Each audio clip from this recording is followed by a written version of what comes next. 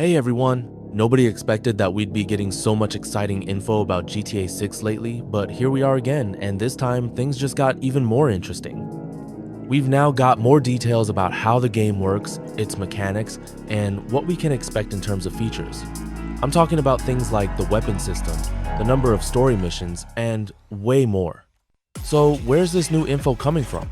A content creator or even an insider, you could say, who goes by the name GameRoll. Now, you might not have heard of him before, and that's fine. He's not super famous in the leak scene. But here's the thing. This is the same guy who leaked the full names of Jason and Lucia like a year and a half ago, maybe even more, and he turned out to be right. So yeah, he's got a pretty decent track record. Now let's jump into the good stuff. According to GameRoll, GTA 6's story will be split into 5 main episodes. Each episode will have its own set of story missions. Sadly, he didn't reveal the exact number, but it could actually be more than GTA 5, which had 69 main missions. And with all the side quests and random events in GTA 5, the total mission count went well over 100. But here's what's new and really interesting. Rockstar is supposedly moving away from traditional missions. Instead of just a mission list, we're getting story chapters, with each one building up the narrative. So, it's gonna start with a proper intro, then ramp up with some serious development, and, of course, end with a full-on finale. And speaking of that, apparently, there'll be a real prologue and epilogue. These will serve as the beginning and end of the story, and while they'll be short, they're also said to be very important to the plot. Which makes sense, right? So yeah, this could mean we're in for a truly epic ending that no one's gonna see coming. As for Jason and Lucia, the way missions work with them will vary. Some missions will have you locked into playing as just one character, while others will let you switch freely between the two. Kind of like how it worked in GTA 5. No word yet on how many missions fall into each category, but it's probably safe to guess that the solo character missions will be more story heavy, especially the ones focused on Jason or Lucia individually. Now here's another juicy detail. The game is supposed to have around 700 fully explorable buildings. That's right, 700 places you can actually walk into. That includes houses, stores, nightclubs, shopping malls, like an old school Vice City. And a ton more. What's not super clear is whether this number includes all interiors across the whole map, or if it's just one of the major cities. But either way, 700 enterable buildings? That's a lot. Though, let's be real, we've seen this before in GTA 5. There were plenty of interiors, but a lot of them felt empty or unfinished. Maybe they just ran out of time, or maybe they were leftover assets from development. Oh, and get this, working elevators are coming back in Vice City. You'll be able to take them to any floor of a building. But before you get too hyped, don't expect full freedom to explore every level in crazy detail. It'll probably be a bit more controlled. You definitely won't be able to access every floor in those tall buildings, let's be real. I mean, imagine a skyscraper with 50 floors and they let you explore every single one. Now imagine like 500 of those across the map. That would be insane, and obviously nobody's gonna spend time building all of that. And honestly, you wouldn't even explore them all anyway, because let's face it, most of those floors would probably just be empty.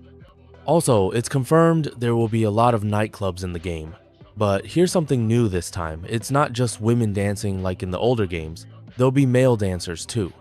Now, for me personally, I don't really care either way. I know I'll only be visiting these places for the ladies, but hey, that's just me. You do you. And don't even think about starting debates in the comment section about this. Now let's talk about weapons. This info has already come up before, but now it's pretty much confirmed. You'll only be able to carry a limited selection of weapons at a time.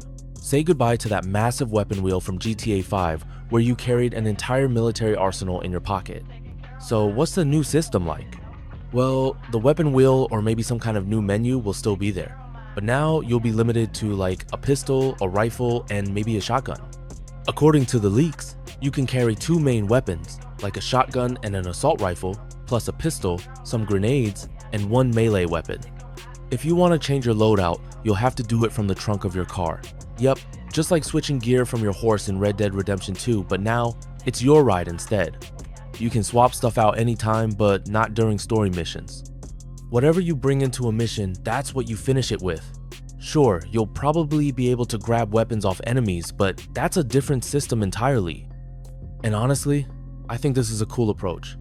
On one hand, They're not limiting your ability to buy weapons. You can still hit up ammunition and buy whatever you want. But carrying everything with you? Not anymore. It forces you to plan ahead and it makes the gameplay a bit more challenging. Even just a simple shootout with gang members or cops is going to feel more intense when you've only got a limited loadout and ammo. And get this, it's already confirmed that you can't dual wield weapons. No running around like Rambo with a pistol in each hand, or 2 rifles or anything like that. 1 weapon at a time, that's it. Not a huge deal, and honestly, I don't think dual wielding was ever really a thing in GTA before, but it's good they clarified that. Now, a quick bit of info on gameplay mechanics. One big detail that got confirmed is the cover system. In GTA 6, it'll use a manual cover system, meaning you'll need to run up to an object and press a specific button to take cover. Yeah, that's the same system from GTA 5, but this clarification came after people saw leaked gameplay footage where characters seemed to auto-stick to walls. Fans were worried that cover would now be automatic, which caused a bit of a stir. But again, in that leaked footage, it wasn't clear if any buttons were actually being pressed, so people might have just been overreacting. Honestly, the important thing is, let's just hope it doesn't turn into a mess like in Assassin's Creed, where your character decides to do a front flip off a ledge instead of grabbing the thing right in front of them. We've all been there. Let's just hope Rockstar keeps it clean, tight, and responsive. No accidental wall hugging when you're trying to jump over a box. Alright, that's all the info we've got for now. No new details have dropped recently, so we'll have to make do with what we've got. But honestly, it's already something. Especially considering we've been getting a flood of leaks, breakdowns, and analysis ever since that second trailer and the new batch of screenshots dropped. And now we've got even more insight coming from content creators and insiders, so yeah, it's been a pretty wild ride. But don't go anywhere just yet, I've got even more juicy stuff about GTA 6 coming right up. So, let's talk platforms. As you probably know, the new GTA will initially launch only on PlayStation 5 and Xbox Series XS. And according to analysts over at Ampere Analysis, this is going to have a major impact on console sales this year.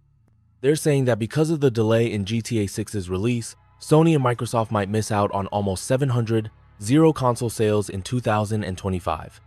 Yeah, 700,000. Now, I don't know if that number is totally legit or if someone's calculator had a meltdown, but that's what they're reporting. And it kind of shows how confident these companies are in GTA's hype. Sony's even rumored to have some kind of special deal with Rockstar to boost PS5 sales using GTA as a selling point. Now, this info isn't official yet.